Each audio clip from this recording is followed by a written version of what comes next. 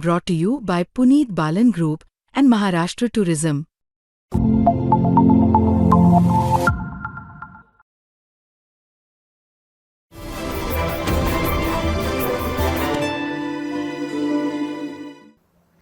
पुढच्या सेशनमध्ये आपल्या सगळ्यांचं स्वागत आहे. पुनीत बालन ग्रुप प्रस्तुत मुंबई तक बैठक powered by MMRDA, Maharashtra tourism आणि सिडको. असोसिएट स्पॉन्सर सेंट अँजेलोस, अजिंक्य तारा फॅसिलिटीज, बेकवेल.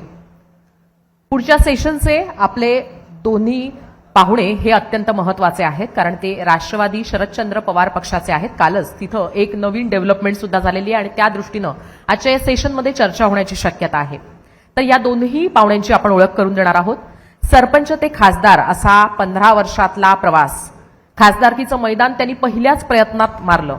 कार्यकर्त्यांची एकजूट करत त्यांनी आजवर अहिल्यानगरचं राजकारण केलं. ज्यांना कार्यकर्तेच पेन ते आयफोन पुरवतात असं ते मुलाखतीत खास सांगतात. त्यांच्या प्रचारासाठी गाणी सुद्धा त्यांचे कार्यकर्तेच लिहितात आणि गरज पडली तर ते रेकॉर्ड करण्यासाठीचे पैसे सुद्धा कार्यकर्तेच देतात. इंग्रजीत टशन देण्याचं आव्हान ज्यांनी खासदारकीनंतर पूर्ण केलं. शरद पवारांना दिलेल्या शब्दासाठी त्यांनी अजितदादांची साथही सोडली आणि शरद पवारांसाठी निवडणूक लढली आणि जिंकली सुद्धा. असे अहिल्यानगरचे खासदार आणि राष्ट्रवादी शरदचंद्र पवार पक्षाचे महत्वाचे शिलेदार निलेश लंके सर आपल्यासोबत आहेत. आणि पुढचे आपले त्यांच्याच सोबत असणारे आणखीन एक राष्ट्रवादी शरदचंद्र पवार पक्षाचे महत्वाचे पाहुणे आहेत, ते म्हणजे माथाडी कामगार चळवळीचे प्रभावशाली नेते आणि शरद पवारांचे अत्यंत विश्वासू नेते म्हणून ज्यांची ओळख आहे. विधानसभा निवडणुकीत त्यांचा पराभव झाला खरा, पण तरी सुद्धा शरद पवारांची साथ त्यांनी सोडली नाही.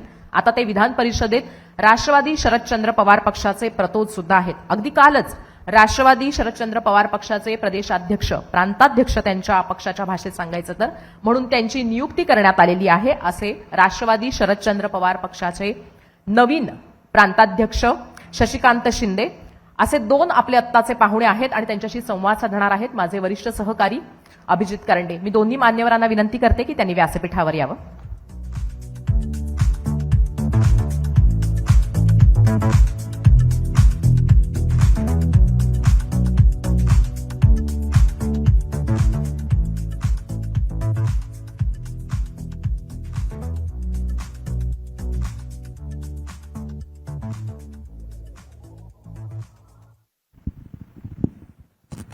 नमस्कार. खरं तर आत्ताच्या आपल्या दोन्ही पाहुण्यांची फॉर्मली ओळख करून देण्याची गरज नाहीये, पण राष्ट्रवादीचे नवनियुक्त राज्याचे प्रदेशाध्यक्ष शशिकांत शिंदे हा त्यांचा पहिला इंटरव्ह्यू आहे. काल त्यांची नियुक्ती झाल्यानंतर आज ते मुंबई तकच्या व्यासपीठावरती आहेत. शिंदे साहेब, आपलं खूप खूप अभिनंदन आणि पुढच्या वाटचालीसाठी सुद्धा शुभेच्छा.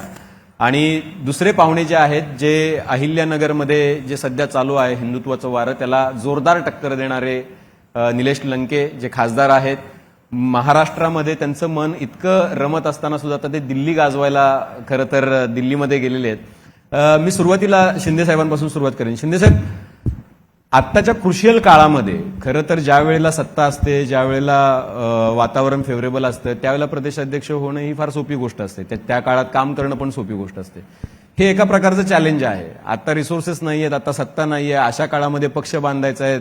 10 शिलेदार आपल्यासोबत विधानसभेमध्ये, वरती 8 शिलेदार, आणि दुसऱ्या बाजूला जर बघितलं तर 230चं बहुमत, त्यासोबतच तुमच्याकडची तिजोरीची चावी अजितदादांच्या हातात.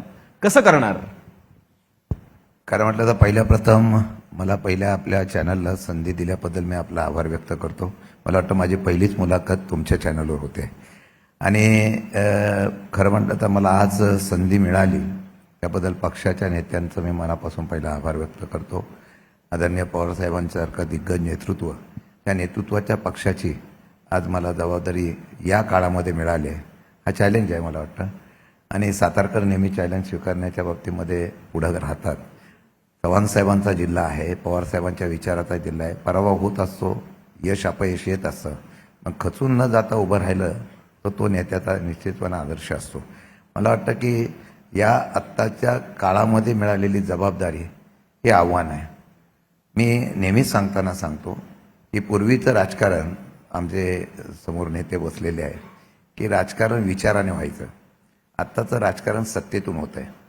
या सत्तेच्या विरोधामध्ये लढण्याची ताकद घेऊन जनप्रक्षोभ उभा करणं आणि जनाचा आधार निर्माण करणं हे चॅलेंजिंग जॉब आहे. आणि मला वाटतं की काही दिवसातच स्थानिक स्वराज्य संस्थेच्या निवडणुका होतील. या निवडणुका समोर जात असताना यशापेक्षा पक्ष संघटना मजबूत करून कार्यकर्त्यांची फळी जुन्या नव्याची उभी करून आपल्याला जर संघटना पवारसाहेबांना अपेक्षित असलेली उभी करण्यामध्ये यश आलं तर मला वाटतं की माझ्या कामाचं ते फळ असेल आणि हे चॅलेंज आहे आणि ते चॅलेंज स्वीकारून काम करायला मला मिळालं हे समजून मी 100% काम करेल हा विश्वास इथं व्यक्त करतो. नाही, मुद्दा असा आहे ना की मी साताऱ्याचा आहे तर शिंदेसाहेब साताऱ्याचे. आमच्याकडे 2 शिंदे आहेत. एक शशिकांत शिंदे आहेत जे आता प्रदेशाध्यक्ष झालेत आणि दुसरे शिंदे साहेब जे दऱ्यामध्ये राहतात, त्यांनी राज्याचं मुख्यमंत्री भूषवलंय. तुमच्यासमोर दुहेरी आव्हान आहे. तुमच्यासमोर तुमचा मुख्य शत्रू कोण आहे? तुमचा हा खूप महत्वाचा राजकारणातला भाग असतो की तुमचा शत्रू तुम्हाला कळायला पाहिजे राजकारणामध्ये. तुमचा शत्रू हा तुमच्या पक्षातून बाजूला गेलेला अजित पवारांचा पक्ष आहे की तुमचा शत्रू भाजप आहे की शिंदे आहेत? तुम्हाला बेसिकली विचारधारेच्या माध्यमातून तुम्हाला कळालेलं आहे का की तुमचा शत्रू तुम्हाला लढायचंय कोणाशी? मला वाटतं की कोण कुठे गेला याच्यापेक्षा मला या सरकारच्या महायुतीच्या विरोधात लढायचं आहे. कारण ज्या पद्धतीने सध्याचं सरकार चाललेलं आहे हे महाराष्ट्राला भूषणावं आहे असं मला वाटत नाही. म्हणजे कर्ज काढून सरकार चालवणं आणि दिवाळी साजरी करणं हा एक वेगळा भाग आहे. परंतु लोकांच्या सामान्य प्रश्नाच्या ऐवजी आपल्या आता तुम्ही बघताय रोज जर आम्ही चॅनलवर बघितल्यानंतर लोकप्रतिनिधींची प्रतिमा बघितल्यानंतर आता वाटायला लागलेलं की लोकप्रतिनिधींबद्दल भावना लोकांची काय मानसिकता होईल ही खरं शंका येते. अशा एका सत्तेच्या मस्तवाल अशा प्रकारच्या याच्यामध्ये राहणाऱ्या लोकांच्या विरुद्ध ही लढाई आहे. मग त्यामध्ये तिन्ही पक्ष एकत्र येऊन ज्या पद्धतीने सरकार चाललंय त्यामध्ये पण ते चांगल्या प्रकारे चाललंय असं माझं मत नाही आहे. त्यांच्यामध्ये काय असेल चढाओढ असेल ते असून द्या. पण सामान्य जनतेचं जे अडचण आहे आम्हाला या महायुतीला बाजूला करण्याच्या संदर्भातलं आव्हान घेऊन पुढे जाण्याच्या संदर्भातलं यश आलं तर मला वाटतं ते खरं आव्हान आहे. कोण पक्ष सोडून गेला, पक्ष कधी थांबत नसतो, कार्यकर्ता कधी थांबत नसतो. अख्खा पक्ष रिकामा झाला. तुम्ही आता 10 आमदार विधानसभेमध्ये आणि पलीकडे इतकी मोठी ताकद. पक्ष संपत नसतो पण शेवटी असं आहे की तुमच्यासमोर आव्हान जे आहे ते म्हणजे डोंगरा एवढं आव्हान तयार झालं. असं आहे की पहिल्या वेळेला सगळे अजितदादा वगैरे सगळ्यांनी हा पक्ष सोडल्यानंतर कोणाला वाटलं होतं 8 खासदार येतील. मी पण थोड्या मताने गेलो. मला तर शेवटच्या क्षणाला सांगितलं तुला लढावं लागेल. आपण परिणामाचा विचार करत नसतो. आपल्याला काही मिळालं पाहिजे आणि ते साध्य झालं पाहिजे या हेतूने काम केलं तर मला वाटतं त्यात यश मिळत नाही. आपण प्रयत्न केल्यानंतर ते यश साध्य करू शकतो का याला महत्त्व दिलं तर मला वाटतं यश मिळतं. आणि हे आव्हानं आहेत, ती आव्हान स्वीकारायलाच पद दिलं मला.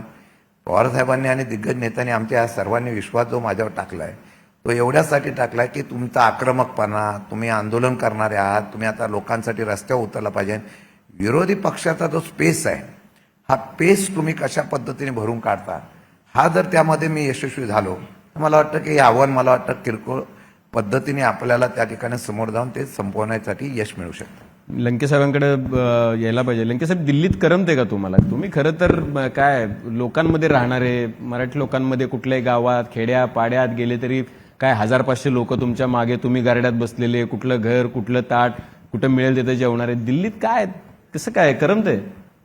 शेवट मुंबई असो किंवा दिल्ली असो, जी जबाबदारी पक्षाने आणि जनतेने आपल्यावर टाकली ती जबाबदारी यशस्वीरित्या पार पाडली. असं वाटलं नाही का की बरं होतं आपलं महाराष्ट्रातच? महाराष्ट्रामध्ये जो गाराडा, तोच गाराडा सुद्धा दिल्लीत जमा करण्याची ताकद निर्माण केली पाहिजे. क्या बात आहे. शेवट आपल्याला जो विश्वास टाकला त्या विश्वासाला तडा गेला नाही पाहिजे आणि ती जबाबदारी यशस्वीरित्या पार पाडली पाहिजे आणि लोकांना एक समाधान वाटलं पाहिजे की अरे आपण आपला भागातील एक लोकप्रतिनिधी संसदेमध्ये पाठवला, तो अतिशय चांगली आपली बाजू मांडतो, आपली बाजू भक्कमपणे मांडतो आणि त्याचबरोबरीने अनेक विकासाच्या कामाच्या बाबत तो त्या ठिकाणी लढा उभा करतो. ही लोकांना समाधानकारक वाटलं पाहिजे. त्यामुळं आव्हानं कुठलं असो, आता शिंदे साहेबांनी सांगितलं की आव्हान कुठलं असं, पण आव्हानातून जो मार्गक्रम करतो तो खरा योद्धा असतो. त्यामुळं दिल्ली मुंबई काय नाही, वेगळं काय नाही. तुम्ही पहिल्यांदा इंग्रजीत भाषण केलं ते कोणासाठी होतं? आपल्याकडे तर मराठी बोलतात लोक महाराष्ट्रात. नाही, इंग्रजीत भाषण कोणासाठी नसतं. राजकारण हे कोणासाठी करायचं नसतं, ते समाजासाठी कोणाला कळावं म्हणून केलं होतं. आणि मी ज्यावेळेस मी जर आमदार म्हणून विधिमंडळात जर आलो असतो तर मला कुणी जरी सांगितलं असतं की तुम्ही हिंदीत शपथ घ्या, इंग्लिशमध्ये शपथ घ्या, मी घेतली नसती. कारण महाराष्ट्राची मातृभाषा ही मराठी आहे.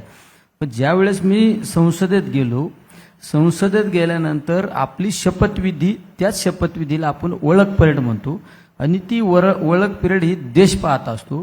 त्यामुळे तुम्ही पाहिलं असेल, केरळला केरळी भाषा असते, कर्नाटकला कर्नाटकी भाषा असते, तमिळनाडूला तमिळी, वेगवेगळ्या स्टेटमध्ये वेगवेगळ्या भाषा असतात.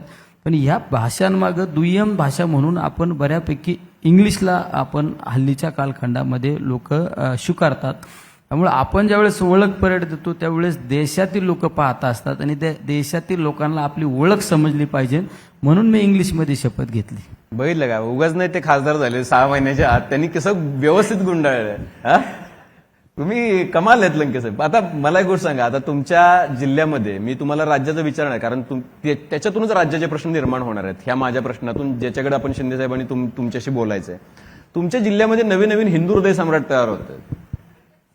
शेवट कोण काय करतं यापेक्षा आम्ही कामाला महत्व देणारे माणसे. लोक हिंदुत्वाला मत देऊ राहिली. आदरणीय पवार साहेबांच्या नेतृत्वाखाली काम करतो. आदरणीय थोरात साहेब समोर आम्ही बसलेले आहेत. शेवट आम्ही सगळे मंडळी 80% समाजकार्य आणि 20% राजकारण. हिंदुत्व कोणाला मान्य नाही, हिंदुत्व आम्हाला मान्य आहे. इथं समोर बसलेले थोरात साहेबांना हिंदुत्व मान्य आहे, आमच्या शिंदे साहेबांना पण प्रदेशाध्यक्ष साहेबांना हिंदुत्व मान्य आहे, अखंड हिंदुस्थानाला हिंदुत्व मान्य आहे. आम्हाला हिंदुत्व कुठलं मान्य आहे? छत्रपती शिवरायांचं हिंदुत्व मान्य आहे, जे 18 पगड जाती धर्माच्या लोकांना बरोबर घेऊन चालायला अखंड हिंदुस्थानामधील राजा होता, तो म्हणजे छत्रपती शिवराय. आणि त्या राजांचा वारसा घेऊन, त्या राजांच्या त्या ठिकाणी आदर्श घेऊन आम्ही काम करतो. त्यामुळे आम्हाला छत्रपती शिवरायांचं हिंदुत्व मान्य आहे. जातीपातीमध्ये तेढ निर्माण करणारे हिंदुत्व आम्हाला मान्य नाही, आजही नाही, उद्या पण नसणार आहे. कोण निर्माण करते तेढ? कोण निर्माण? एक सुधारणा करतो. त्यांची अजून एक ओळख तुम्हाला सांगायची राहिलेली आहे की हल्ली शिवाजी महाराज, हिंदुत्व ह्याच्यावर आता बरेच पक्ष चढाओढ करतात आपल्याकडे घेण्याचा. त्यांनी कुठे प्रसिद्धी केली नाही. हे आता किल्ले संवर्धनाचं काम मोठ्या प्रमाणात करताय, दाखवण्यासाठी करत नाही. मला फॅक्टली सांगतो, स्वतःचा खर्च करून एक वेगळ्या प्रकारचं किल्ले संवर्धनाचं काम सुंदर पद्धतीने त्यांनी केलेलं आहे. आणि मला वाटतं की ते कार्य त्यांनी कधी कोणाला दाखवलं नाही, परंतु सुंदर काम करतायत. आताच आपल्याकडं युनेस्कोमध्ये या असलेल्या गड किल्ल्याचा उल्लेख झाला, पण ते टिकवण्याचं काम आता हे लंके करतायत, त्याचा उल्लेख मुद्दाम करायचा. नाही, महत्वाचं काम आहे ते. राजकीय किल्ले उद्ध्वस्त करायचं पण काम करतात तिकडे नगरमध्ये. त्यांनी एकेकांचे राजकीय किल्ले उद्ध्वस्त केले, आम्ही लोकसभेला बघितले. पण आता जो प्रश्न लंके साहेबांच्या बोलण्यातून आला की ते म्हणतात की जातीपातीमध्ये तेढ निर्माण करणारं आम्हाला हिंदुत्व मान्य. कोण शिंदे साहेब, कोण निर्माण करते जातीपातीमध्ये तेढ? महाराष्ट्रातले लोक जे आहेत, तिन्ही, एक मुख्यमंत्री, दोन्ही उपमुख्यमंत्री मराठीचे आहेत, कोण करतंय? मग तुम्ही जर बघितलं, पूर्वी मी नेहमी म्हणतो, म्हणजे पूर्वी राजकारण हे वैचारिक दृष्टीचं व्हायचं. महाराष्ट्राचा एक दर्जा होता राजकारणाचा, आणि तो इतर राज्यापेक्षा नव्हता. आज काय आहे, तुम्हीच अनुभव घ्या पत्रकाराने. म्हणजे मला वाटतं की आज ज्या पद्धतीने, म्हणजे काल एका मंत्र्यांनी म्हणजे कॅबिनेटमध्ये निर्णय घ्यायला पाहिजे, मुख्यमंत्र्यांच्या गृह खाते त्याला सांगण्याच्या ऐवजी बाहेर वक्तृत्व मैत्री करत, असं की मदरशामध्ये आता मराठी शिकवलं आहे, तेव्हा मदरशामध्ये अशा प्रकारची शस्त्र बाळगली जात असतील. तुमच्याकडे डिपार्टमेंट आहे, तुमचं खातं आहे, तुमचं सरकार आहे, तुम्ही कारवाई करा ना. बाहेर वक्तृत्व करून समाजामध्ये दोरी निर्माण करण्याचा प्रयत्न होतो, हे जाणीवपूर्वक होतो. असं आहे की एखाद्या विषयाचा विषय घेऊन तो राजकारणासाठी वापर करायचं दुर्दैवाने या देशात आणि राज्यात आता घडायला लागलेलं आहे. म्हणजे विचाराची लढाई विचाराने होण्याच्या ऐवजी आता ती लढाई आता धर्मवादावर गेलेली आहे आणि हे महाराष्ट्राला पोषक नाही. म्हणजे आपण काय करतो, आम्ही काय सरकारने केलं, म्हणजे कर्ज काढून लोकांसाठी केलं, म्हणजे परवाच्या दिवशी बजेट झाल्याने लगेच 2 महिन्यानंतर 57,000 कोटीचं सप्लिमेंटरी बजेट येतंय. 8.5 लाख कोटीचं कर्ज वाढवलं गेलं. म्हणजे दिग्गज नेते 3 एकत्र आल्यानंतर सुद्धा सरकार कर्जबाजारी होत असेल, ते दुर्दैवाने आहे. हे महाराष्ट्राच्या दृष्टिकोनात किती पोषक आहे येणारा काळच सांगेल. पण तुम्ही म्हणताय की ते तेढ निर्माण करतात लंके साहेब. तुम्ही बोला, पण मी तुम्हाला फक्त एक छोटा प्रश्न विचारतो की ते म्हणतायत की आम्ही सर्वांसाठी काम करतो, आम्ही लाडकी बहीण योजना आणली, आम्ही थोडीच बघितलं की हा ह्या धर्माचा आहे, तो त्या धर्माचा आहे. मला हिंदुत्वावर मी एकच गोष्ट सांगतो, तुम्ही पहा, आपला अखंड हिंदुस्थान हा हिंदूंचा देश म्हणून या देशाकडे आपण पाहतो. आतापर्यंत 2014 नंतर आपल्याकडे याआधी कधी हिंदू मुस्लिम असं कधी झालं नाही. उपजाती आपल्याला आजपर्यंत माहीत होत्या का? नव्हत्या. आज तुम्ही हिंदुत्वाच्या मुद्द्यावर जाती जातीमध्ये तेढ निर्माण केलंय, पण त्याचबरोबरीने उपजाती सुद्धा माहिती करून दिल्या ना. आज समाजामध्ये सुद्धा किती मोठ्या प्रमाणात संघर्ष आहे. हे आपल्या देशासाठी घातक आहे. आज ठीक आहे, राजकीय आपली पोळी भाजण्यासाठी जर लोकात जर वेगळ्या पद्धतीने तुम्ही बंबार्डिंग करणार असेल तर चुकीचं आहे. मी एका कार्यक्रमाला जात असताना एक महिला, ते रामनवमीचा दिवस होता आणि मी आमच्या मतदारसंघात फिरत असताना एक महिला इतकी अतिशय आक्रमक होऊन आली. मला तिने सांगितलं, हा देश हिंदुस्थान हा हिंदूंचा देश झाला पाहिजे. मी 5 मिनिटं शांत बसलो. म्हणलं, झालं का तुमचं बोलून? तिला म्हणलं, आता थांबा. हा देश म्हणलं तुम्हाला हेच माहीत नाही, हा देशच हिंदुस्थान हा हिंदूंचा देश आहे. हे म्हणजे चुकीचं सांगायचं आणि लोकांना त्या ठिकाणी लोकात संघर्ष निर्माण करून द्यायचा. हे आपल्या देशासाठी अधोगतीचं लक्षण आहे. तुम्ही ज्यावेळेस एखादा अमेरिका असू, इस्रायल असू, जपान असू, जर्मन असू, ज्या प्रगत देशातील राजकीय नेत्यांशी तुम्ही ज्यावेळेस चर्चा करताना, ते राजकीय नेते मंडळी त्या देशातील डेव्हलपमेंटवर बोलत असतात, डेव्हलपमेंटवर, विकासावर बोलत असतात, प्रगतीवर बोलत असतात. पण आज भारतीयामध्ये इतकी अधोगतीचं प्रमाण झाले. भारतीय राजकीय नेत्याशी आपण ज्यावेळेस चर्चा करतो तो जातीपाती बोलतो. याचा अर्थ हे आपल्या देशासाठी घातक आहे. हे सगळ्यात महत्वाचं आहे. तुम्ही म्हणता की घातक आहे, पण आता ही तुमची अनिवार्यता पण झाली शिंदे साहेब. आता बघितलं तुम्ही की बघा, लोकसभेला तुम्हाला 8 जागा मिळाल्या, काँग्रेसने 13 जागा जिंकल्या, ज्या पद्धतीनं शिवसेनेने 9 जागा जिंकल्या. पण ज्या वेळेला विधानसभेची निवडणूक लागली तुम्हाला तो परफॉर्मन्स कंटिन्यू नाही करता आला. काय कारणं होती? म्हणजे लोकोपयोगी योजना आणल्या, लाडकी बहीण आणली, शेतकऱ्यांसाठी सन्मान योजना आणली किंवा तरुणांसाठी योजना आणली, त्यामुळे झालं की बटेंगे कटेंगे एक है तो सेफ आहे. तुम्हाला काय वाटतं की लोकांनी का स्वीकारलं नाही? ज्या लोकांनी तुम्हाला लोकसभेला स्वीकारलं त्या लोकांनी तुम्हाला विधानसभेला का नाकारलं? नाही, लोकसभेचं यश मिळाल्यानंतर महायुतीतले लोक सावध झाले. त्यांना कळलं की आता विधानसभा सुद्धा आपल्या हातातून जाईल. हे बाळासाहेब थोरात साहेब या ठिकाणी पडू शकतात, ते महाराष्ट्राला कोणी सांगलं तर विश्वासच बसणार नाही. म्हणजे त्यामध्ये अनेक कारणं आहेत. ते ईव्हीएम मशीनपासून अनेक विषय निघाले, त्याच्यावर काही मी चर्चा आज करणार नाही. फक्त मला 2 मुद्दे सांगायचे जे आपल्याकडून. लाडकी बहिणीचा सारखा उल्लेख करतात, ठीक आहे, यस, लाडकी बहिणीच्यामुळे निवडणुकीत परिणाम झाला का? झाला. पण महाराष्ट्रामध्ये अशा योजना पूर्वी कधी आल्याच नव्हत्या ना. एखाद्या राज्यामध्ये निवडणूक जिंकण्याचा एक नवीन फंडा, तो पण सरकारच्या पैशातून, सरकारच्या निधीतून योजना द्यायची आणि ती योजना दिल्यानंतर या योजनेतून लाभ मिळू शकतो निवडणुकीचा, हा नवीन पायंडा जर पडला तर विकास ठप्प होईल असं माझं मत आहे. आज काय परिस्थिती आहे? शेतकऱ्यांचे प्रश्न, बाकीचे प्रश्न इतर तसे आहेत तसेच आहे. मग इकडचा मागासवर्गीयांचा निधी काढा, सामाजिक न्यायाचा विभाग काढा, आदिवासीचा विभाग काढा, हे नाही बॅलन्सिंग साधत नाही. तुम्ही निवडणूक जिंकू शकता.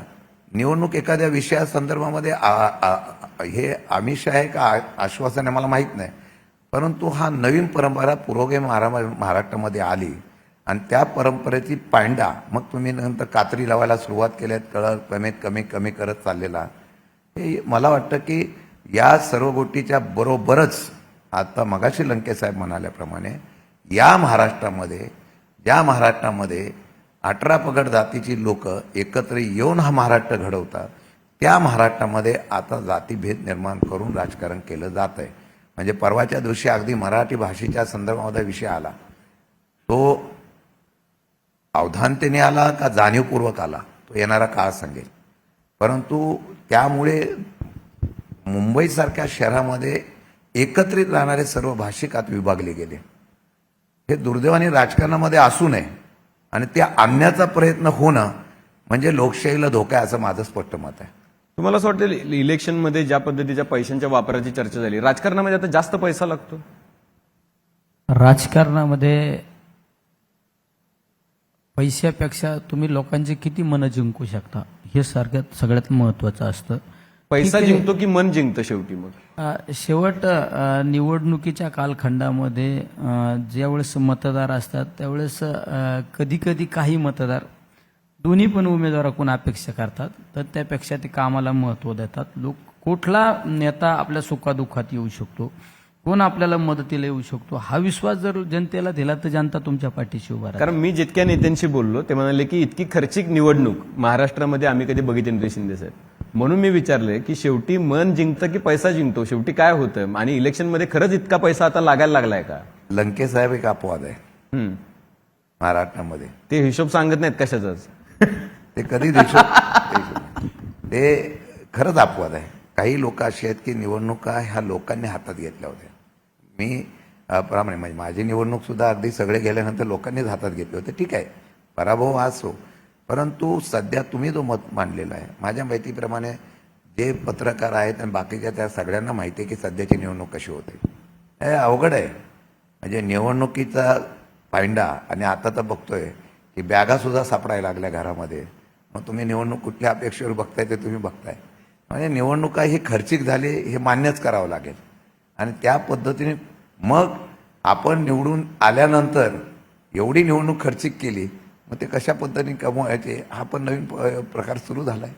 पण तुम्ही वारंवार लोकसभेला तुम्ही जिंकल्यानंतर कधी हा मुद्दा उपस्थित केला नाही, पण तुमच्या पक्षाने केला. मार्कडवाडीमध्ये तर तुम्ही मॉक पोलिंग घेण्याचा प्रयत्न केला, सरकारनं तुम्हाला परमिशन दिली नाही, प्रशासनानं. तुम्हाला संशय आहे की इलेक्शन्स ह्या विधानसभेच्या ज्या झाल्यात त्या इलेक्शन्समध्ये काहीतरी गडबड झाली आहे किंवा काहीतरी फेअरली झाली नाहीये, निष्पक्षपातीपणे झाली नाही, असं तुम्हाला संशय आहे तुमच्या पक्षाला? तुम्हाला अनुभवायला मिळालं असं? तुम्हाला एक सांगतो, आजपर्यंत काही थोड्याफार प्रमाणात लोक ईव्हीएम बाबत शंका व्यक्त करीत होते, एक 4-2% लोक. पण या राज्यामध्ये आम्ही ही निवडणूक पाहिली ज्यावेळी 2014ला नरेंद्र मोदी साहेबांचं सरकार आलं त्यावेळची लाट, आणि आत्ताची आम्ही 2024ची विधानसभेची निवडणूक पाहिली. आमचा एखादा छोटा कार्यकर्ता एखाद्या सभेला गेल्यानंतर इतकी गर्दी असायची आणि लोक अंगावर यायचे, म्हणजे इतका अतिशय चांगला रिस्पॉन्स. आणि 4 महिन्याआधी लोकसभेची निवडणूक झाली. 4 महिन्यात असा काही बदल होत नाही. एखादी योजना आणली, याचा अर्थ एखादी योजना आणल्यानंतर इतका असा बदल होत नाही. पण हा बदल कशामुळे झाला, म्हणजे शेतात खुरापणारी महिला जरी एखाद्या त्या महिलेला विचारलं हे काय कशामुळे झालं, तर ती सांगते काहीतरी मसनीत घोटाळा झाला. म्हणजे खेड्यापाड्यातला शेतात काम करणारा माणूस सुद्धा म्हणतो त्यामध्ये राज्यात काही अशी सीट आहेत, त्यामध्ये आमच्या समोर बाळासाहेब थोरात साहेब आहे. म्हणजे ते समोर आहे म्हणून नाही, राज्यात सगळ्यात चांगला सहकार चालवणारी व्यक्तिमत्व थोरात साहेब. प्रत्येक सहकाराच्या माध्यमातून, तुम्ही म्हणता निवडणुकीला पैसा लागतो, पण कमीत कमी यांच्या सहकाराच्या माध्यमातून प्रत्येक कुटुंबाला कमीत कमी वर्षाला 50,000 रुपये कमीत कमी डिव्हिडंड मिळतो. त्या मतदारसंघात असं होऊ शकतं का? होऊच शकत नाही. ही काळ्या दगडावरली पांढरे कुणी काय सांगत असेल, कुणी ही निवडणूक लाडक्या बहीण योजनेच्या नावाखाली जरी खपवण्याचा प्रयत्न केला असं, पण जनतेला ती मान्य नाही. आमच्या कराडला बाळासाहेब पाटील अतिशय चांगलं काम केलं, कोणाला न दुखवणारा माणूस. सहकार मंत्री झाल्यानंतर सुद्धा प्रत्येकाला मदत केली. त्यांचा कारखाना सुद्धा अतिशय चांगल्या पद्धतीने कारखाना चालू आहे. बाळासाहेब पाटलांचं काय झालं, आमचे पृथ्वीराज बाबांचं काय झालं, अनेक असं आमच्या धुळ्याला कुणाल पाटील म्हणून एक उमेदवार पराभूत झाले, त्यांची सुद्धा निवडणूक पहा. शिंदे साहेबांची निवडणूक पहा.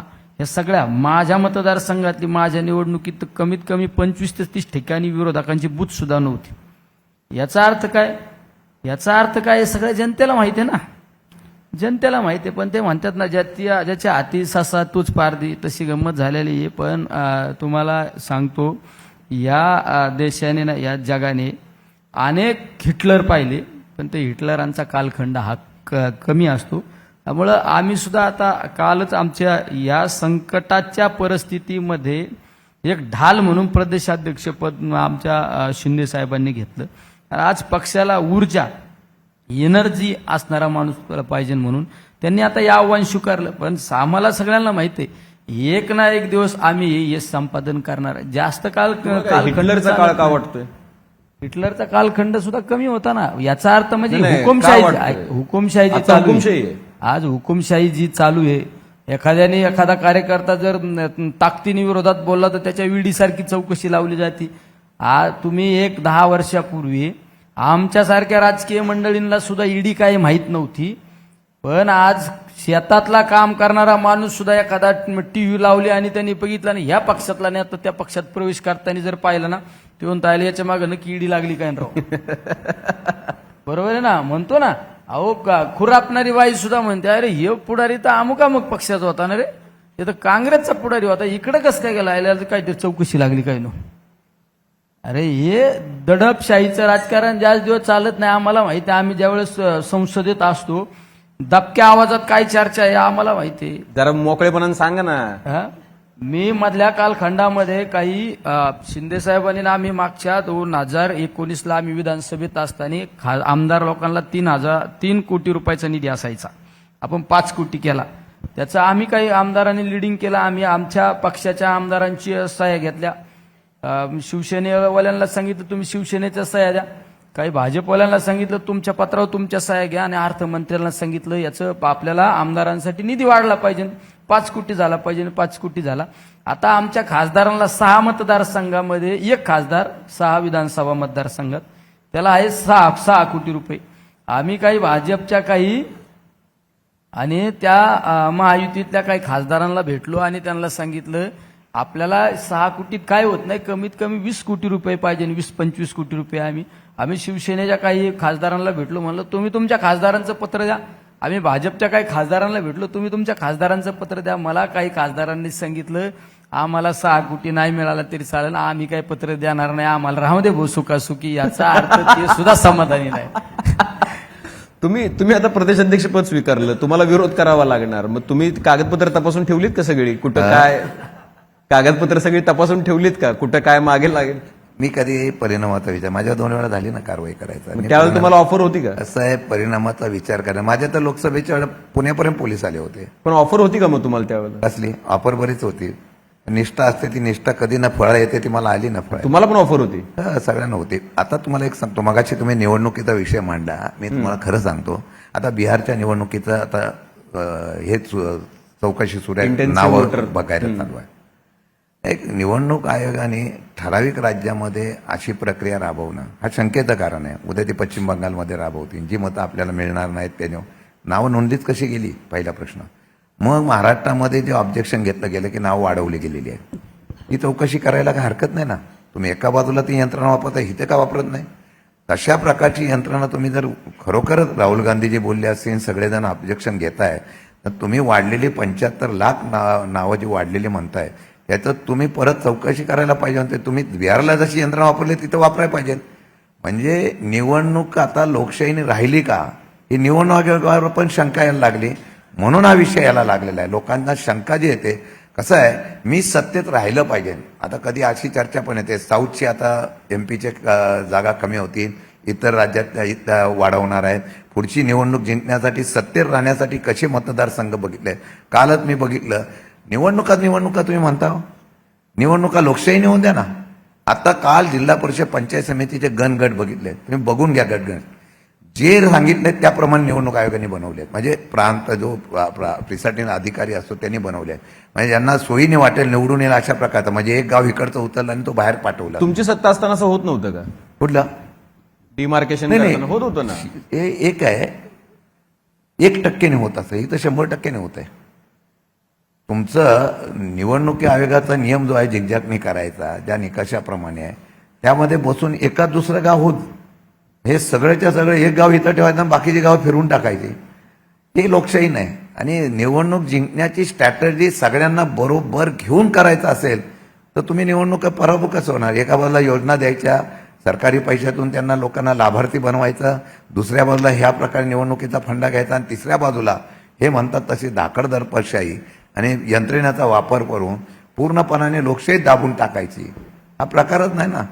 तुमच्याकडे एवढं बहुमत असताना मला साधा प्रश्न आहे, तुम्हाला गरज नसताना तुम्ही एवढं 5वी बहुमत घेण्याची गरज काय, ज्या तुम्हाला काम करायला अडचण होते. तुम्ही घेताय आज असं एक छोटं उदाहरण त्यावरच सांगतो.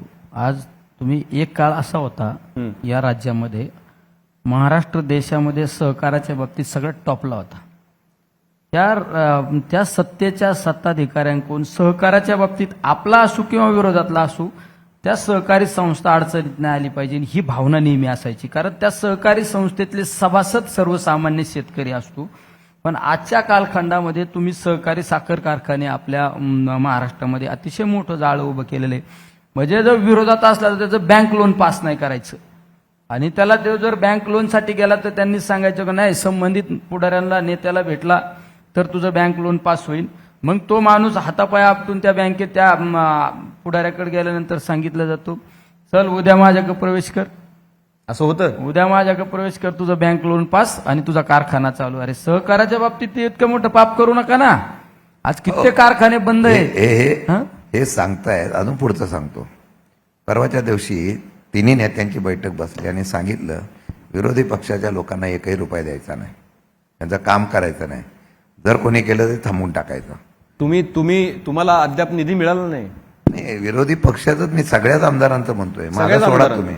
कुणालाच नाही मिळालं. त्यांनी ठरवलं कोणाची विकास कामं करायची नाही. हे असं कधी मला आठवतंय की गंभीर एकदा हा आरोप निर्णय आहे. घेतला, थोरासाहेब होते, एकनाथ खडसे आणि बाकीच्या लोकांनी आंदोलन केलं, नाही, पण हा त्याला लगेच निधी देण्याचा निर्णय झाला. तुम्ही सरकारवर गंभीर आरोप करताय की राज्याच्या विकासाची जबाबदारी ज्या तो सरकारवर पण निवडून आहे. आलेला खासदार हा, असतो, तो तर- निवडून आलेला आमदार असतो ना. हा, मग तेच ना, राज्याच्या विकासाची DPDC जबाबदारी पासून सगळीकडे पैसे द्यायचं नाही असं जर नियमच केला असेल, हम्म. मग त्या लोकप्रतिनिधीला निवडून दिलेला आहे तर त्याचा दोष काय? फक्त विरोधी पक्षात आहे म्हणून हे योग्य नाही ना. ही हुकुमशाही आहे आणि रेटून काम न्यायचं आहे. पण मग या सगळ्या सगळं तुम्ही कसं आता याचा- मिनी विधानसभा आहे पुढे. तुम्ही ज्यावेळेस खुर्चीवर बसता, समज आता मी पक्ष पार्टी कधी असतो, ज्यावेळेस आपण एखाद्या पक्षाचे उमेदवार म्हणून जनतेसमोर जातो, त्यावेळेस आपण आपल्या पक्षाची भूमिका, आपले विचार घेऊन जात असतो. तुम्ही निवडून आल्यानंतर तुम्ही ज्यावेळेस खुर्चीवर बसता, तुम्ही या आम जनतेचे असता. तुम्ही ज्यावेळेस राज्याचे नेतृत्व म्हणून सत्तेत बसता, त्यावेळेस एखादा आमदार, एखादा खासदार विरोधात निवडून आला, याचा अर्थ त्या आमदाराला आणि त्या खासदाराला निधी द्यायचा नाही का? याचा अर्थ असा की तुम्ही तो जनतेला त्या ठिकाणी हे करता, जनतेला त्रास देण्याचं काम करता. ह्या पद्धतीने चुकीचं आहे. या राज्यामध्ये, या देशामध्ये अनेक सरकार होऊन गेले, पण इतक्या चुकीच्या पद्धतीने कधी वागले नाही. ठीक आहे, 100% जर तुम्हाला सत्तेतल्या आमदारांना द्यायचं तर 80% तरी विरोधकांना दिलं पाहिजे. ह्या भूमिका ठेवून काम करणारे माणसं. शेवट आपण जनतेचा विकास खोळंबला नाही पाहिजे, ही भूमिका ठेवून काम केलं पाहिजे. पण तुम्ही विरोधातले, तुमचं पत्र असलं तर फेकून द्यायचं, ही चुकीचं आहे ना. पण शिंदेसाहेब, मग आता ही एवढी सगळी डोंगरा एवढी आव्हानं असतात, तुमच्याकडे पैसा नाहीये, निधी नाहीये, विकास करता येत नाहीये, आता परत अजून हिंदुत्वाचं वारं आहे, या सगळ्या सकट तुम्ही मिनी विधानसभा आहेत, जवळपास 30 पेक्षा जास्त झेडपी आहेत, तितक्याच महापालिका आहेत, पंचायत समिती आहेत, ग्रामपंचायती आहेत. म्हणजे पुढच्या 5 वर्षामध्ये काय, कोणाची सत्ता राहणार किंवा कोणाची पकड राहणार महाराष्ट्रावर, हे ठरवणारी निवडणूक आहे. कसं तुम्ही सामोरं जाणार? एक तुम्हाला सांगतो, याला एकच मी उत्तर आहे. अनेक देशामध्ये बघितले आपण, अनेक राष्ट्रामध्ये जनतेने जेव्हा उठाव केला तेव्हा मोठमोठ्या असलेल्या हुकुमशाला सुद्धा, मोठमोठ्या राष्ट्राध्यक्षाला सुद्धा देश सोडून द्यावा लागलेला आहे. अहो, लोणीकर नाही काय हे आव्हान आहे. मी अध्यक्ष म्हणून नाही, लोणीकर म्हणाले तुमच्या आईला दिलेले पगार, तुमच्या बापाचा हे सगळं आम्ही दिलेलं आहे, अंगावर शर्ट पॅन्ट, आता हे सगळं म्हणतात ते देतायत ना. सत्तेच्या मस्तीतला हा दर्प आहे. ही सत्तेची मस्ती जोपर्यंत जनतेच्या मनामधून उतरत नाही, आम्हाला एवढंच काम करावं लागणार आहे. आता आमच्या हातात काय नाही, आमच्या हातात एवढंच आहे, जनजागृती करणे. आता तुमच्या इकडे बसल्यानंतर आमची जनजागृतीच चालू आहे आणि आम्ही लोकांना सांगतोय आता की आम्ही सांगतोय ते पोटतिडकीने याचा विचार करा. म्हणून तर आम्ही तुमच्या कार्यक्रमाला पहिल्या वेळेला हजर राहिलो अध्यक्ष म्हणून आणि हे म्हणून. आज निदान आमचा संवाद, आमचा आवाज तरी पोहोचला पाहिजे, नाहीतरी आमचा आवाज सर्वीकडे दाबलाच जातो. सगळ्यात महत्वाचं, आणि तुम्ही धन्यवाद देतो की पहिली वेळेस तुम्ही आम्हाला संधी दिली की तुमचा आवाज जनतेपर्यंत पोहोचवला. आम्ही सगळ्यांचा आवाज पोहोचवण्याचं काम साहेबांनी सांगितलं करतोय. तसं जनजागृती, आणि त्याबरोबर आम्ही संघर्षाला तोंड देण्यासाठी आम्ही मला- तयार आहोत नाही, ना. मला नलंके सकाळी साहेब- उठल्यानंतर आम्ही दिवसभरात संघर्ष करायचा तो जनतेसाठी. उद्या जनतेचं जर काम अडकलं तर संघर्ष करण्याची तयारी ठेवणारे आम्ही सगळे मंडळी. माझा खूप तुम्ही प्रांजळ लोणीकरांचा प्रश्न आहे. विषय सांगितला त्यावर मी बोलतो. याचा अर्थ तुम्हाला सत्याची हवा तुमच्या डोक्यात गेलेली आहे. त्यांनी काय सांगितलं, तुझ्या बापाच्या पायातल्या चपला आमच्या पक्षाच्या, आमच्या पैशाच्या आहे. अरे तुम्ही विकत घेता का? हा आमच्या टॅक्स मधून आलेला पैसा आहे आणि तोच पैशावर तुम्ही मोज मजा करता. तुमच्या गाड्या घोड्या कोणत्या पैशावर फिरतात का? तुमच्या स्वतःच्या काय संस्था आहे का स्वतःच्या? पण ही सत्तेची हवा आहे. पण ही जनता एक ना एक दिवस यांना पाय उतार केल्याशिवाय राहणार नाही, हे तुम्हाला या ठिकाणी एक साधं उदाहरण सांगतो कालचं. हे मुख्यमंत्र्यांना हे कसं सूट होतंय मला माहित नाही, त्यांना सहन होतं नसेल असं मला वाटतं. काल एका आमदाराने कॅन्टीनच्या एका वेटरला आणि मालकाला मारलं. लोकांना प्रक्षोभ निघाला, कोणालाच आवडलं नाही. ज्या पद्धतीने ते गेले ते कोणालाच आवडलं नाही. आम्ही ते नाव ठेवलं चड्डी बनियान गँग. आता ती महाराष्ट्रात ती गाजली आहे तर इथं गाजते. मला खोटं सांगत नाही, त्याचं ज्यांनी मार खाल्ला त्याचं लायसन रद्द केलं. किती सत्तेचा वापर केला. नंतर त्यांना ज्यांनी मारलं त्याच्यावर गुन्हा दाखल केला. फक्त नंतर आज मला कळलं चर्चा करताना असं कळलं की ते लोकांमध्ये रिॲक्शन उलटी व्हायला लागल्यानंतर परत त्याला लायसन दिलं कॅन्टीनवाल्याला. हा जो प्रकार आहे हेच आम्हाला जनतेपर्यंत पोहोचवणं पाहिजे. आता एवढी अवकाळी पाऊस पडला, एवढा पाऊस पडलेला आहे, पिकं झाली नाही.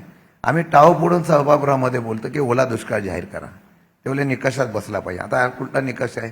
म्हणजे लाडक्या बहिणीच्या योजनेला निकष नव्हता, तिजोरीत पैसे आहेत का नाही काय नाही, पण इकडे बाकी निकष लावला जातो.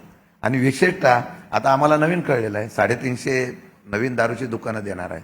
महाराष्ट्र साधू संतांच्या वारीचा महाराष्ट्र, पंढरपूरला महाराष्ट्राची वारी म्हणून एक वेगळ्या प्रकारचे ओळख दिली. त्या महाराष्ट्रामध्ये आता 350 दारूची दुकानं द्यायची. महसूल वाढवायचा आहे. महसूल यातही वाढवतात. म्हणजे बहिणीचे पैसे द्यायचे आणि त्यांच्या काही लोकांच्याकडून ते पैसे काढून घेण्याचा हा उद्योग आहे. एक्साईज तुम्ही वाढवली, त्याच्यावर कर वाढवले. अहो एवढंच का, त्याला 2 नंबरचे धंदे चालू आहेत तेवढे जरी बंद केले ना दारू विक्रीचे तरी एक्साईज वाढेल. मला एक गोष्ट सांगा की आता लंकेसाहेब तुम्ही म्हणाले की आम्ही जनजागृतीचं काम करणार. ज्या वेळेला जर महिन्याला 1500 रुपये येतात, ज्या वेळेला वर्षाला 6000 रुपये येतात, त्यावेळेला जनजागृतीचं पारडं जास्त जड होतं का बँक अकाउंटचं पारडं जास्त जड होतं? तुम्ही ज्या लाडक्या बहिणीचे सांगता, निवडणुका झाल्यानंतर किती टक्के लाडक्या बहिणींचं बंद केली ना पेन्शन. आज तुम्ही एका बाजूला लाडकी बहीण योजना दाखवता, पण दुसऱ्या बाजूला माझ्या दिव्यांग बांधव, माझ्या विधवा माता भगिनींना त्यांच्या 6-6 महिने झाले त्यांना पेन्शन जमा होत नाही, त्यांना पैसे जमा होत नाही. हे पण पाहिलं पाहिजे ना. अरे जी विधवा माता भगिनी तिला काहीच आधार नाही, जो माझा दिव्यांग आहे त्या दिव्यांगाला काही आधार नाही, दिव्यांगांच्या कुठल्या योजना नाही. म्हणजे तुम्ही एका बाजूला फक्त लाडकी बहीण, पण लाडकी बहीण योजना जर जोरदार ताकदीने चालू केली ना, ती चालूच ठेवायला पाहिजे होती. माझं म्हणणं आहे तुम्ही काट लावू नका ना, अजून लाडक्या बहिणी वाढवा ना. आमच्या तुम्हाला शुभेच्छा आहे. आमचं तर म्हणणं आहे ते बंद नाही झालं पाहिजे. आता एक उदाहरण अजून एक सांगतो. इमारत बांधकाम विभागाचा एक विभाग आहे, त्याच्याकडे 16,000 कोटी आहे. म्हणजे सरकारचं लक्ष 16,000 कोटीच्या वरती, 1000 कोटीच्या वरती लगेच जातं. त्या इमारत बांधकाम विभागाच्या लाभार्थींचा एक निकष आहे. त्या निकषामध्ये आता मी बघितलं की त्या निकषामध्ये काही लोकांनी पक्ष कार्यालयामध्येच कार्यालय झोपलं आणि सगळ्यांना सांगितलं तुम्ही फॉर्म भरून टाका. म्हणजे ज्याच्याकडे कधी इमारत बांधकाम केलं नाही तो पण लाभार्थी झाला. त्याच्या सगळ्या योजना घेतल्या. मी चौकशी केली, काल अधिवेशनात विषय मांडला मी. मुंबईला फक्त 1200 लोक, म्हणजे अख्ख्या मुंबईमध्ये सगळ्यात मोठ्या कन्स्ट्रक्शनचं काम चालू आहे तिथं फक्त 1200 लोक आहेत. आणि बाकीच्या जिल्ह्यामध्ये 80,000 आणि 86,000. माझ्या माहितीप्रमाणे मुंबईपेक्षा सगळीकडे बांधकाम जास्त होते असं दिसायला आलेलं आहे. म्हणजे हा भ्रष्टाचार आहे. आणि एवढ्या मोठ्या प्रमाणामध्ये सरकारची पैशाची निवडणुकीचे कार्यकर्ते जपण्यासाठी किंवा निवडणुकीला आपल्याला ही मतं मिळायला पाहिजे यासाठी ह्या पैशाचा आणि या योजनेचा वापर होतोय, हे दुर्दैवाचं आहे. आता वेळ संपून गेलेली आहे, पण हा प्रश्न विचारला पाहिजे. थोरात साहेब समोर आहेत, तुम्ही आता प्रदेशाध्यक्ष झालायत, तर कमीत कमी येणाऱ्या निवडणुका महाविकास आघाडीचं स्टेटस काय आहे नाहीये, काय स्टेटस काय आहे? असं आहे की म्हणजे इन रिलेशनशिप काय स्टेटस काय आहे? चांगला स्टेटस आहे. महाविकास आघाडीचा स्टेटस चांगला आहे, विचार चांगला आहे. आपल्या ह्या रोज अफवा येत असतात, त्या चर्चा होत असतात. माझ्या माहितीप्रमाणे सगळ्यांचं आतून चांगल्या प्रकारचं कोऑर्डिनेशन आहे. बैठका होतील. येणाऱ्या काळामध्ये आमचा एकच एजेंडा असणार आहे, या समोर असलेल्या महायुतीला बाजूला करण्यासाठी मताचं विभाजन न होता तुम्ही एकत्र लढणार का? पण महायुती म्हणून महाआघाडी, महाविकास आघाडी, सॉरी महाविकास आघाडी, मविया, सॉरी माफ करा, मविया म्हणून आम्ही एकत्र लढणार ना. इकडे जसे 2 संजय यांचं नाव गाजतंय तसं तिकडे पण एक संजय आहेत शिवसेनेचे. ते म्हणतायत की मुंबईमध्ये आपण आपलं बघू. त्यांचा प्रश्न असा आहे, त्यांना त्यांच्या स्वतःची खात्री राहिलेली नाही. त्यांची अडचण अशी झाली की ते स्वतःच्या पक्षाचं वजन वाढवण्यासाठी किंवा अस्तित्व टिकवण्यासाठी हे सगळे पक्ष आता प्रवेश घ्यायला लागलेले आहेत. त्याप्रमाणे निर्णय घेतात. आज पण एक प्रवेश मला वाटतं महायुती मिसकम्युनिकेशन. त्या बाजूचे संजय म्हणजे संजय राऊत म्हणतात आपलं आपण बघू. नाही, असं आहे की शेवटी ह्या चर्चा होत असतात. प्रत्येक जण आपले ताकद वाढवण्यासाठी कार्यकर्त्यांचा असलेला आत्मविश्वास वाढवण्यासाठी हा चर्चा होत असतात. मग नंतर एकत्र बसतो ना, त्यावेळेला काय होईल त्यावेळेला महाविकास आघाडी म्हणूनच करायचं असं आमची प्राथमिक आहे. आता त्यांनी काय विचार वेगळा केला तर मग त्याच्यावर वरिष्ठ म्हणून आपण चर्चा करायचं. तुमचं तर जुळत आलं होतं ना दादांशी, ते मधल्या काळामध्ये चर्चा वगैरे चालू झाल्या होत्या. आता सगळे पॅचअप होते असं वाटता परत ब्रेकअप झालं. ते नेमकं पॅचअप होत होतं का काय, नेमकं झालं काय? हे तुमच्याकडून आम्ही ऐकतोय. आमच्याकडून नाही, आम्ही तुमच्याकडून ऐकलो होतो. माझी भूमिका मांडतोय ना, हा. तुम्ही आमची भूमिका विचारण्यापेक्षा दादांना विचारा तुमचं पॅचअप होणार होतं त्याचं काय झालं. मग हा. पण तुमच्याकडून काय नव्हतं? नाही, आमच्याकडून असं आहे काय बघा, मग त्यांचं एकतर्फी होतं असं का? आहे, कार्यकर्त्यांच्या भावना काय काय वेगळ्या असतात, प्रत्येकाच्या भावना वेगळ्या असतात. काही लोकांना वाटतं की आपल्याला सत्तेमध्ये गेलं पाहिजे, काम केलं पाहिजे. पण पवार साहेबांचं ओळख ज्यांना आहे, मला वाटतं की त्यांना सर्वांना माहिती आहे की पवार साहेब काय निर्णय घेतील काय नाही. लंके साहेब तर मनातून खुश झाले होते. दादा तर त्यांचे एकदम दादांचे लाडके होते लंके साहेब एकेकाळी. आम्ही सगळे लाडके होतो ना. मग आता दोडके झालेत सगळे. लाडके नव्हते. मग आता का दोडके झालेत? आता दादा चावीच खोलायला तयार नाही तिजोरीची. नाही, असं आहे, तुमची पॉवर, तुमची कॅपॅसिटी वाढवली पाहिजे. तुमच्या संघटनेचं कोण गांभीर्याने घेत नसेल, विरोधक घेत नसेल, सत्तेमधले कोण घेत नसेल, तुमची कॅपॅसिटी वाढवली पाहिजे. पक्ष तुमचा जो मोठा होईल तेव्हा त्याची दखल सगळे घेतात. मला वाटतं की पवार साहेबांचा आमचा हाच उद्देश आहे आम्हाला, की तुम्ही पहिले पार्टी मजबूत करायची आणि पार्टी सत्तेत 2029 साठी कशी आणायची यासाठी काम करा. पॅचअपचा प्रयत्न झाला नव्हता अजिबात. सध्या असा विषय कुठेही नव्हता, नाही. पुढे काय, आता मी तुम्हाला एवढंच सांगितलं, सध्या आमचा अजेंडा एवढा आहे की आम्हाला सत्तेत जाण्यासाठी जी ताकद वापरून स्वबळावर जाण्यासाठी काय करायचं ते आम्ही करायची तयारी ठेवू. तुम्ही जे सांगताना जी चर्चा होती ना, ती चर्चा फक्त खालच्या ग्रासरूटच्या कार्यकर्त्यांमध्ये चर्चा होती, पण वरिष्ठ लेवलवर अशी कुठलीही चर्चा झालेली नाही. राजकारणाची चर्चा सगळ्या वेगवेगळ्या चर्चा होत असतात. सोलापूर जिल्ह्यातले 4 आमदार आहेत ना, ते यांच्या कार्यालयात कमी आणि दादांच्या कार्यालयात जास्त दिसतात तिकडे त्या बाजूला.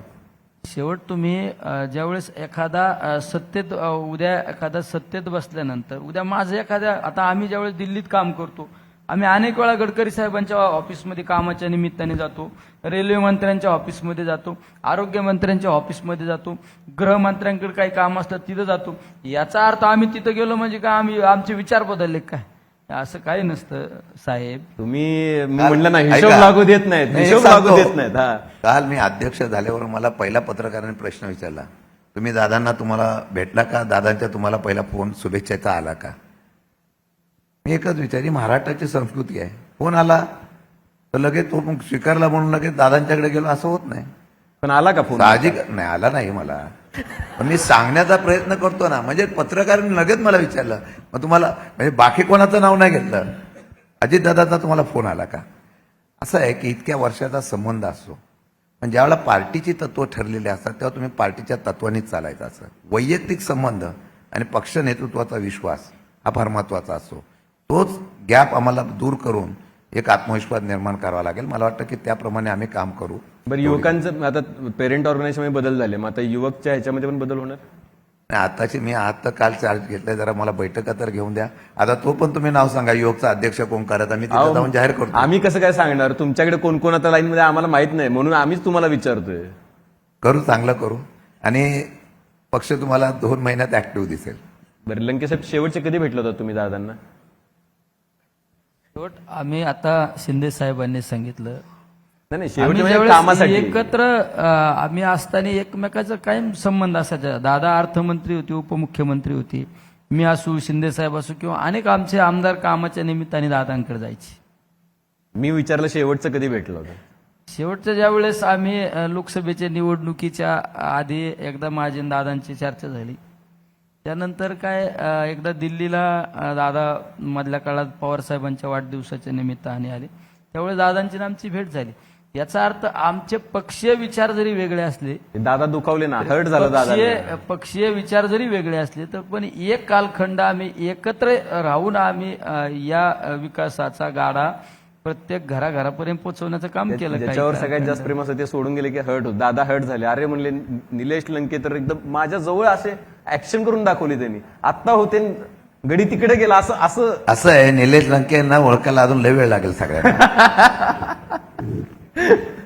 चला ठीक आहे. ऍक्च्युली माझे बरेचसे नगरचे मित्र आहेत. आम्ही कायम म्हणतो की काय एक म्हण आहे, पण त्याला इथं जाहीर व्यासपीठावर म्हणता येणार नाही, पण ओळखणं कठीण आहे. लंकेसाठी तर काही हिशोब लागू देणार नाहीत.